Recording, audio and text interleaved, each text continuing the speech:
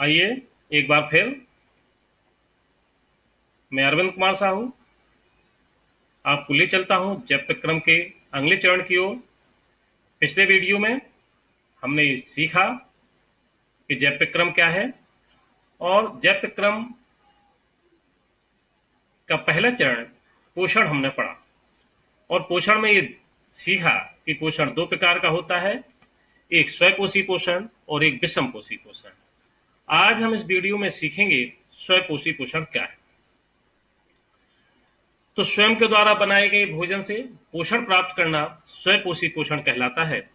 हरे पेड़ पौधे तथा कुछ जीव जो खुद भोजन बनाकर स्वपोषण प्राप्त करते हैं, अतः ये जीव जो है स्वपोषी पोषण प्राप्त करने वाले होते हैं।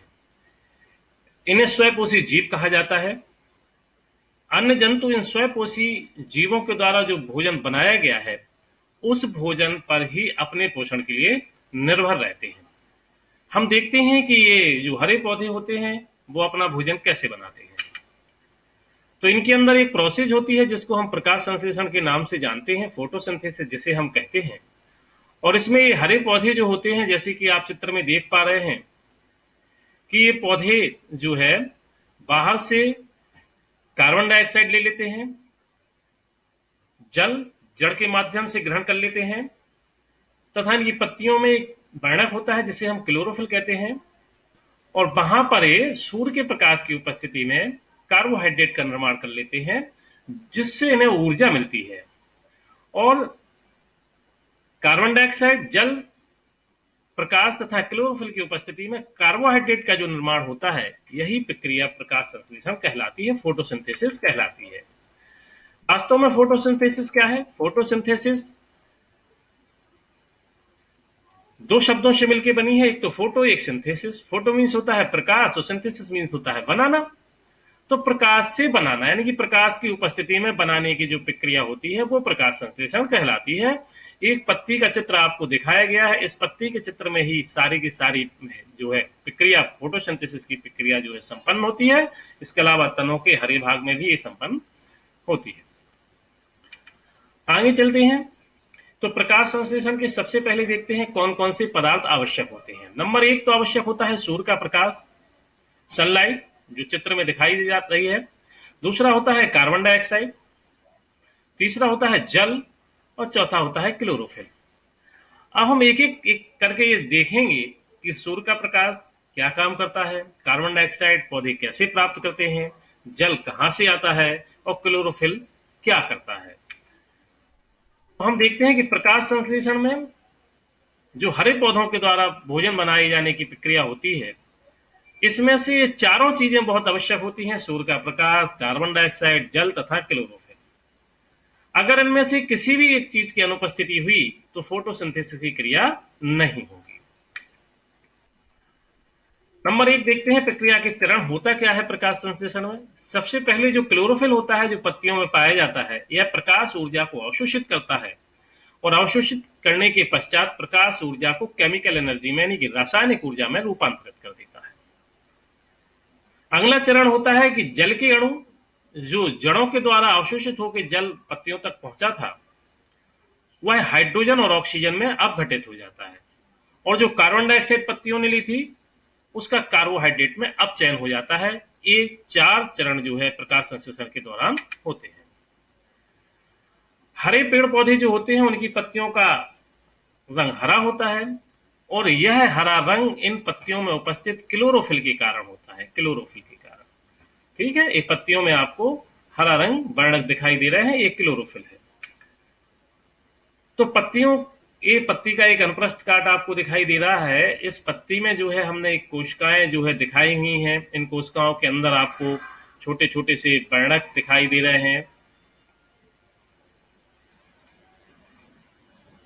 ये कोशिका के अंदर जो बिंदु के आकार के हरे हरे कलर के कुछ बिंदु दिखाई दे रहे हैं, ये हरित लवक हैं यानी कि क्लोरोप्लास्ट है और इसी के अंदर जो है क्लोरोफिल पाया जाता है। ये आपको उसके अंदर जो है वायु कोश दिखाई दे रहे हैं, इनकी खाली स्थान जब हमने कोशिका पढ़ी थी वहां इसको जाना था। यहां पर क्या होता है कि हरी पत्तियों में जो क्लोरोफिल होता है वह सूर्य के प्रकाश की ऊर्जा को अवशोषित कर लेता है जैसे कि हमने पहले बताया, और रासायनिक ऊर्जा में परिवर्तित कर देता है। ये एक प्रोसेस उसमें दिखाई गई है। आगे की क्लासों में आप इसको विस्तृत तरीके से पढ़ेंगे।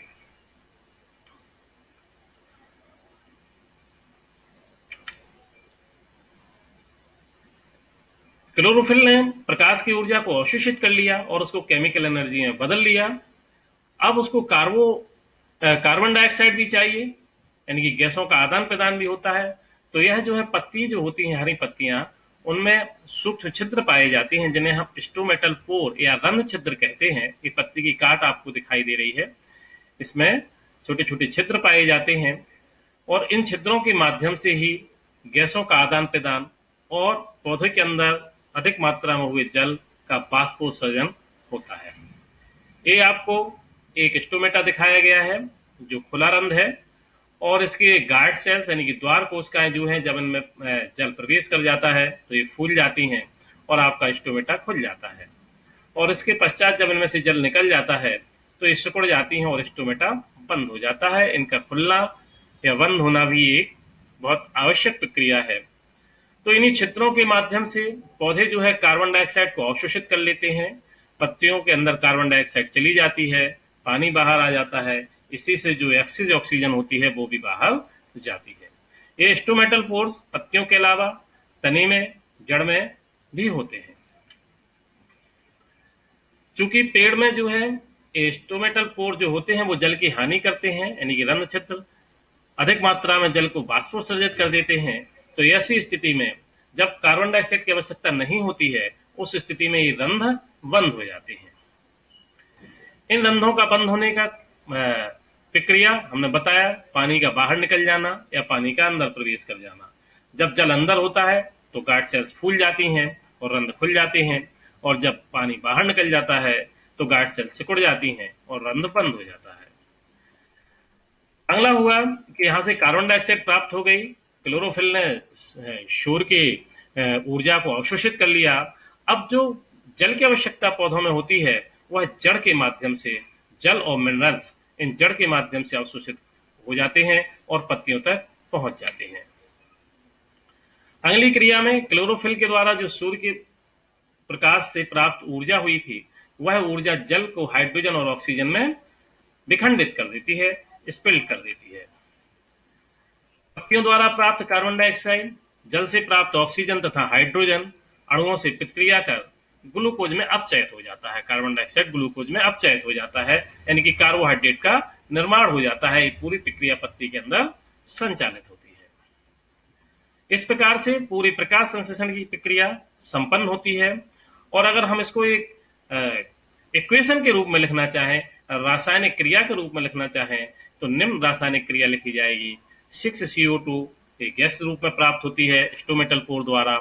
पानी जो जड़ों के द्वारा अवशोषित होता है, सूर्य का प्रकाश और क्लोरोफिल, इन क्लोरोफिल की उपस्थिति में ग्लूकोज का निर्माण हो जाता है, यानी कि कार्बोहाइड्रेट का निर्माण हो जाता है, ऑक्सीजन बनती है और जल बनता है।